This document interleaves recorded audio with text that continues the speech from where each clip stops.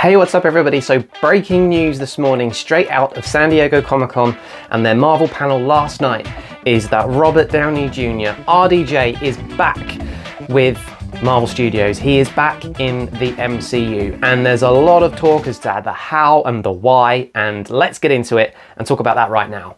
So yeah, last night they revealed that there is a change to Phase 6 and that the next Avengers movie is not going to be Kang Dynasty anymore. It is now going to be Doomsday, Avengers Doomsday.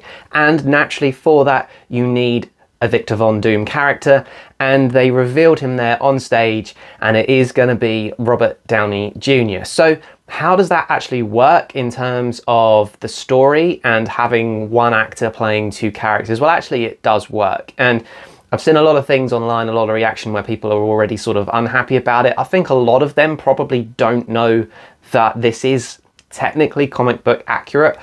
There is a sort of comic arc whereby Victor Von Doom and Tony Stark sort of swap universes, so that Stark does become Doom and similarly Doom becomes Stark or Iron Man in that universe. So it may well be that they're going to play on that.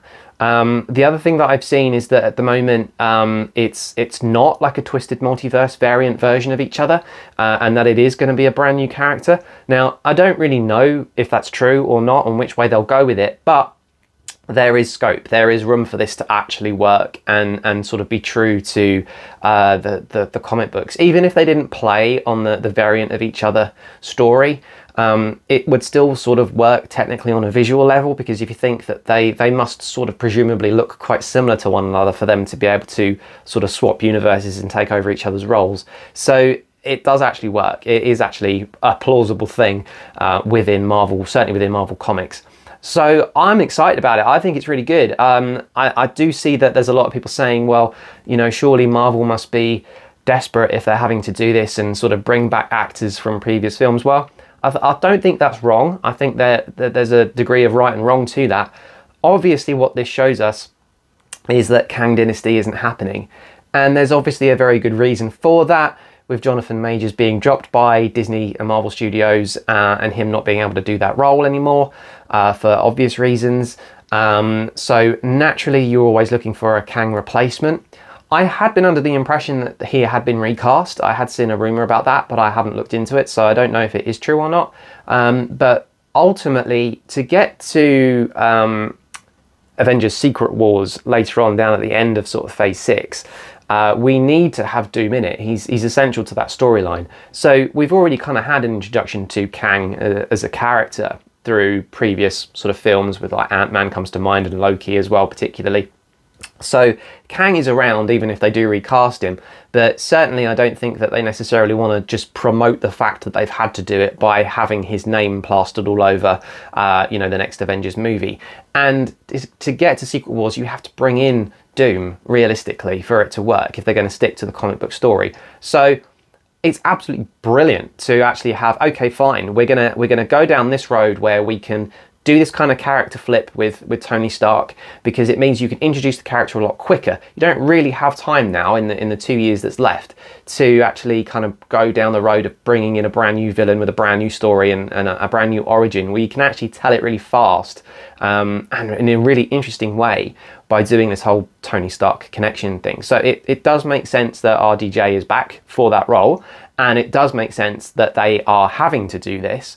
I don't think it necessarily reeks of desperation. I think there's a number of things that they could have done to kind of go down this road, but this is the route that they've taken, and I think it's great because yes, RDJ does bring an element of, yeah, just kind of epicness to Marvel. I think, you know, he's always been their kind of anchor point, and their lead actor. You know, Iron Man has always been the driving force behind really not the whole of the Infinity Saga, but he's always been the lead Avenger, or the kind of lead character, the guy that's kind of pushing everything and is behind everything to a degree. So I think, you know, him not now being in this in Marvel kind of, it has dropped off. So I don't think it's desperate. I do think there are other things that they could have done to resolve this, but I do think that it's perhaps a slightly quicker fix in order to, yeah, get RDJ back into it you know, play around with the character and play around with the role and sort of make it work. I think it's really exciting. I think it's really good. And the electricity in the room,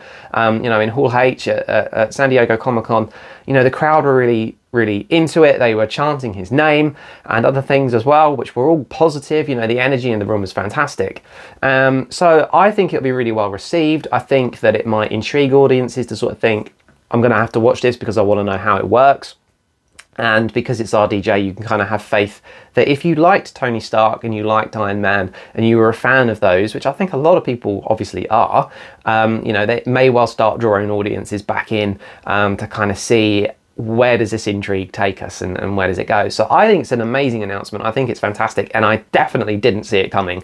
I was pretty shocked when I first saw it, and actually when I first saw it I thought that it probably wasn't true, but it's definitely true.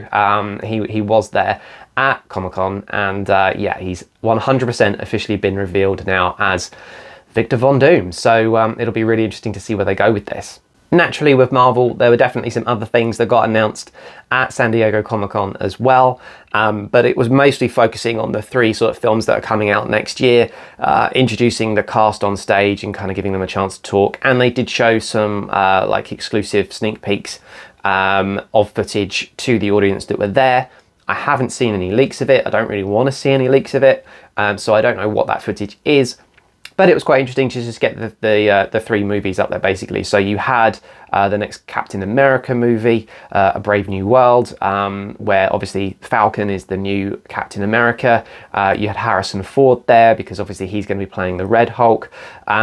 It's kind of all of the panels that they had, if forgetting about the whole Doom thing, I felt like that one was actually the most intriguing to a degree. You know, Anthony Mackie is really good on stage, and he was having a good laugh with Harrison Ford as well, which was great to see him up there.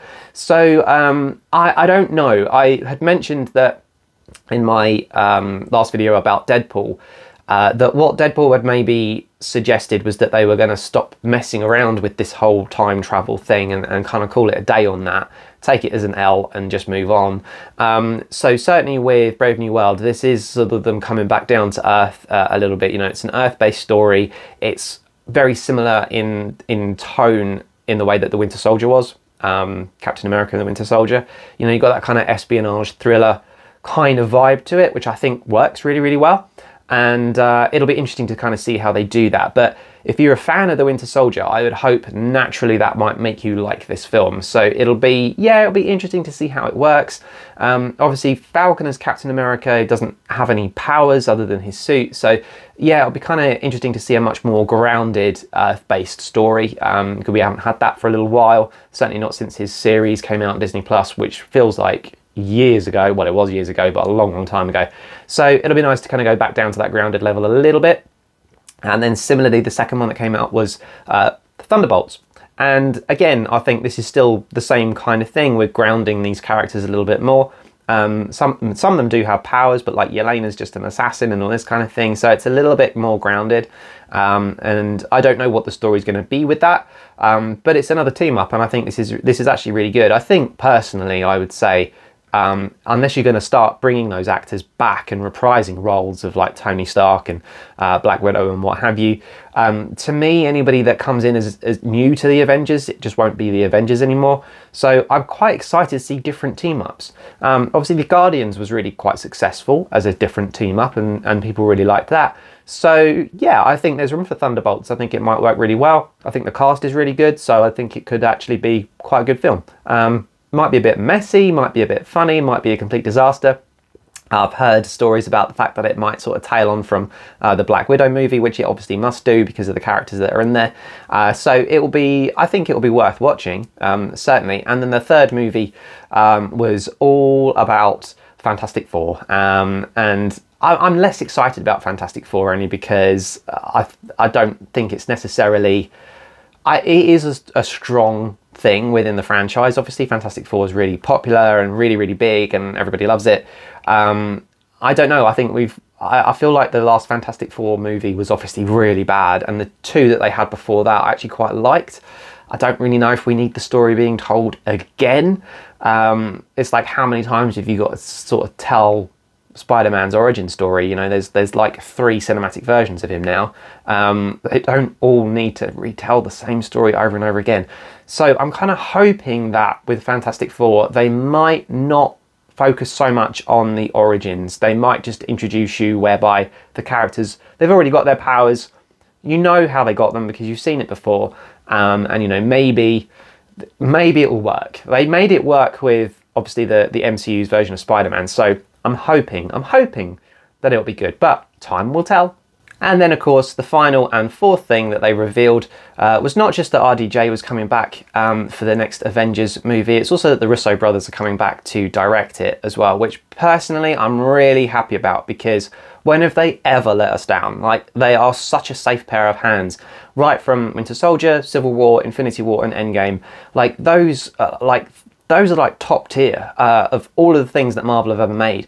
So having them back in it and putting, you know, Doomsday in their hands and Secret Wars, I think it's safe. You know, I think you can get a little bit more excited about it, that they're actually going to be really, really good. They know what they're doing. They know how to handle the big screen with massive numbers of characters and getting that balance right and dealing with like multi-universes and all this kind of stuff. They've done it before, they can do it again. So I actually have quite a lot of optimism now, especially after having seen Deadpool and Wolverine. Yeah, the MCU finally has some excitement back in it. And this announcement with RDJ, personally, I think it just adds to that. I know a lot of people aren't going to like it. You know, a lot of people are saying, oh, why can't they just announce somebody else? Are they really that desperate? Well, I think to a degree, maybe they probably are.